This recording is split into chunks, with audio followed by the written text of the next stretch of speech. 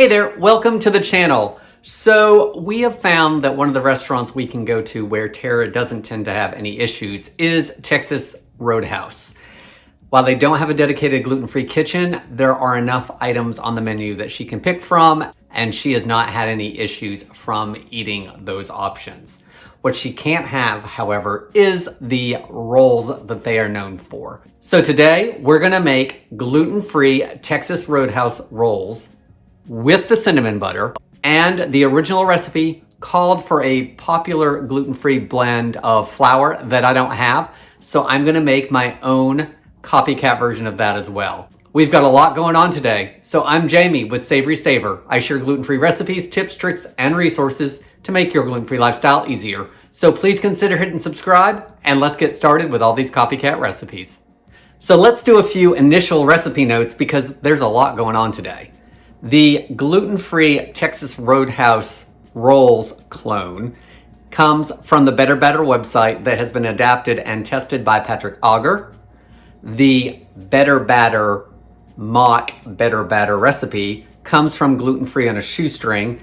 That lady's been around forever. She has a ton of videos, and I love that she has some copycat versions of your favorite flour blends. So that's what we're doing for that. Cinnamon butter, thankfully that's going to be the easy part of my day because I just have to mix some butter and cinnamon and a couple things together. We will be making the recipe by weight today. So the description is going to have a ton of information for you if you miss anything in the video. I'm going to list all the ingredients. I'm going to link you to anything you may need because there's a couple things in the flour that you probably don't have in the house or you may have a hard time in the grocery store. So I'm going to do that as well. Links will be listed to the full recipe of each. So I think that's all I have, and anything else I'll say during the video or at the end if I forget like I normally do. So let's get started with the copycat version of BATTER flour. Okay, so I am using the stand mixer today, so I've got it in the bowl, and it pretty much is an add everything to the bowl and mix. So I'm making my flour blend right in the bowl.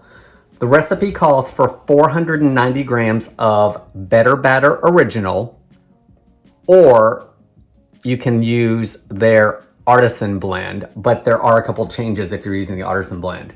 I'm going to make the BATTER Original blend that is the mock recipe from Gluten-Free on a Shoestring. The recipe on the website makes it in cups, but I only need 490 grams of it. On the website, she actually gives the percentages of each ingredient. So what I did is I took the total amount, multiplied it by the percentage of the ingredient I needed to get the grams I needed. So I am going to run down the ingredients, but they will all be listed below in the amounts I used. For the blend, you want to add 147 grams of white rice flour, 147 grams of brown rice flour, 73.5 grams of tapioca starch, 73.5 grams of potato starch. One of the ingredients you may not have is potato flour. This is different than potato starch. Potato flour is actually dried potatoes that they have dried out and made into a powder. So as you can see, it's yellowish, unlike starch that tends to be white. This is going to offer some moisture retention in those rolls. I actually can't usually find potato flour near me, so I've gotten it online, so it'll be linked below if you want to look into this product. I'm going to use 24.5 grams of potato flour. Xanthan gum is in the recipe as one of the binders, so I'm going to add 14.7 grams of that. And I like this now xanthan gum right now. That's what I've been using. I like that it's in a bottle, and I can either pour it out when I'm doing it by weight, or the mouth of the bottle is big enough to get a teaspoon in there. So I like that I can get a spoon down in there. Plus, I don't have to deal with it in the bag and trying to fish it out of a bag or the bag ripping. So for the 14.7 grams, I don't have 0.5 and 0.1 and all that on my scale. So I just took it up to 15 and then took a little bit out of it. The other ingredient in this flour blend that you don't always see in gluten-free blends is pectin. So I just got this at the grocery store. I actually think I got it at Walmart, but this is an easy ingredient to get. I think it's used for structure. As far as I know, it probably will help with moisture as well because it is pectin, and of course that's what helps your jams and jellies gel. So we're gonna add 9.8 grams of that. As another binder, the recipe also has 15 grams of psyllium husk in it. Okay, that's all in there. For the rest of the dry ingredients, I've got 11 grams of instant yeast. I've got 46 grams of white sugar. It also says you could use 113 grams of honey. I'm gonna use the sugar. Finally, I'm gonna add 5 grams of salt. Now let's give it a good whisk. That's gonna break up the starches a little bit, mix everything up. Throw starch all over my kitchen by the looks of it. Let's get this on the stand mixer. You are gonna need your paddle attachment, so let me get everything together and we'll move forward. Let's get the wet ingredients in the bowl, and I am gonna give you a couple substitutions in case you have other allergies that you are managing. I'm gonna add 2 eggs, and the recipe does say you can use an egg substitute. They suggest 100 grams of aquafaba or a chia egg substitute, so for any of you that can't use eggs, you can try that. I'm gonna add 400 grams of milk, and I'm using whole milk today. The recipe says if you need to, you can use a milk substitute. That milk was heated up to 110 degrees Fahrenheit because of course we wanna help activate the yeast. I'm also gonna add 30 grams of melted butter. This does say that you can use vegan butter if you need to, so there's another substitute. So plenty of ways for you to make this roll recipe your own at home if you need to. All right, we need to get it mixed up. I'm gonna start off on low just until everything's blended, and then I'm gonna pick up the speed to high, and I'm gonna blend it for 5 minutes until it's cohesive and fluffy. This says that the dough will be wet at this point, so let's see what it looks like when it's done. All right, this is the 2.5 minute mark. As you can see, it's all stuck on the paddle. I'm gonna clean the paddle off and do it for the second half of the 5 minute time.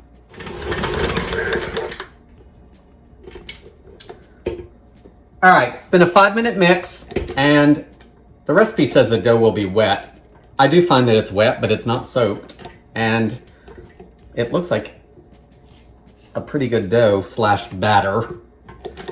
There it is, all gathered down in the bowl. It actually scraped relatively well into the bowl. So now we need to let this hydrate. So I need to cover it for 20 minutes with plastic wrap, and then we will move forward with the shaping and resting. So it's been 20 minutes, and I actually think I can tell that it's risen some, which is good. I've got a large baking sheet that I have lined with parchment paper. This is what we're gonna bake them on. I've got my silicone mat to help with sticking, as well as a little bit of gluten-free flour down on the mat. So now we have to roll these out. All right, so the bowl scraped out pretty well with the scraper. It's sticking a little bit to my hands. I think I'm gonna put a little bit of flour in my hands just to help along the not sticking. All right, got some flour in my hands and hopefully a little bit more if I need it. It is a little stickier than I would like, so let's flour the top of that a little bit. Don't want to add a lot, guys, just a little bit to hopefully keep it from sticking. So I'm gonna press it into the rectangle a little bit, and then we will roll it. The recipe says it serves 12, so I don't know if that means it's gonna get 12 rolls or it's 2 rolls a person, so let's just see what happens when we roll it out. Got my dough scraper. This is what I'm gonna cut the rolls with, and I'm also gonna square it up a little bit. Okay, we're gonna call that good, and it says you can cut them with a knife, with a pizza cutter, with a 3-inch square biscuit cutter. So let's see how this goes for me, because I don't usually cut straight lines.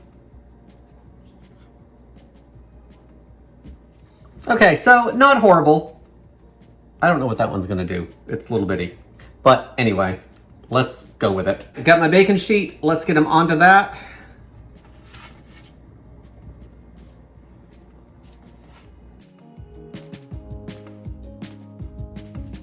I've got them all on the board. Now it says to brush them with a little bit of milk or non-dairy milk, so let's do that. I am gonna proof these in my oven. The recipe says for 35 to 45 minutes until they're doubled in size. So I've turned the oven on to the lowest temperature setting. I let it preheat for about a minute, and then I turn the oven off. I'm gonna let them proof in the oven for about 20 minutes and then just let them proof on the counter for the remainder of the time, because at the 20-minute mark, when I take these out, I will turn the oven on to the 375 to preheat. All right, let's let them rise until they're doubled in size. It's been 35 minutes and they have risen up some. I guess they're double in size. I can tell everything's closer than where it was to the other rolls. So now we're gonna bake these for 20 to 25 minutes until they're golden brown, and we are baking to temperature. So I'm gonna bake them to an internal temperature of 210 degrees, so then I know that they are done. Let's get these baked off, and while they bake, we will mix up the cinnamon honey butter. Okay, so let's make the cinnamon honey butter. I am gonna cut the recipe for that in half, just in case we want plain butter as well. The full ingredients will be listed down below, but I am using half for this. So I've got 1/4 of a cup of softened butter, so that's half a stick. I'm gonna beat it until it's fluffy, which it should just take a minute because it's soft. Nice and soft, just took a minute. To the butter, I'm gonna add 2 tablespoons of powdered sugar, 3/4 of a teaspoon of cinnamon, and 2 tablespoons of honey. Give everything a good mix. So there's our cinnamon honey butter. The rolls are just about done. I'm gonna melt a little bit of butter to put over the tops of those while they're warm, and then we're gonna give them a taste. So here are the rolls out of the oven. They are nice and golden. Actually, I can actually hold them without it burning me. They did take about the 25 minutes. I actually may have gone about 26 minutes until they registered 210 on my thermometer. And they really started browning nicely at about 18 to 19 minutes in. I've got a couple tablespoons of melted butter that I'm gonna brush on them. All right, let's get ready to give them a taste. So let's take a look at the finished rolls. That's what they look like, nice and golden. They rose up some, so they're kind of flat like Texas Roadhouse Rolls tend to be. Also nice and golden on the bottom.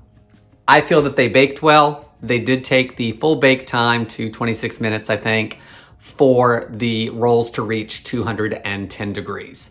Once they reach that temperature, I know the dough is cooked through, so I pulled them out, coated them with butter. So that's the inside and a little bit of the melted cinnamon butter from the photo, but it's got a good crumb to it. They are flat. So I used a sharp serrated edge knife to cut it across. So just go real slow with it, and it didn't break on me. My butter is melted, so I'm gonna take a little bit of butter and put it on the other half as well. All right, I've got half with the butter, half without, because I try to taste things both ways. Let's see if I think it tastes like the actual gluten-full rolls at Texas Roadhouse. So I can't say that it tastes exactly like Texas Roadhouse Rolls. However, it's still gluten-free, so we have that going against us. But the taste is actually good. Taste-wise, I can't tell it's gluten-free. So you guys know I like that about it. Texture-wise, gummy is not the term I want, but it does have a certain chew to it. Like, I feel like I'm chewing once or twice more than I actually should be needing to with bread, but I don't think it's a bad texture, so it's not a reason to not make these. Let's taste the butter before it goes all over the floor or me. That's what makes it. I really like the cinnamon honey butter on those rolls.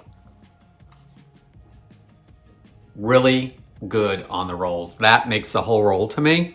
They are not bad by themselves, but with the honey butter, so much better. Okay, my hands are clean. Half of the roll's gone. Let me give you guys some recipe notes so I can finish the other half of that roll. And I guess these we're reheating for dinner tonight when Tara gets home. So, we made our own gluten-free mock version of BATTER flour.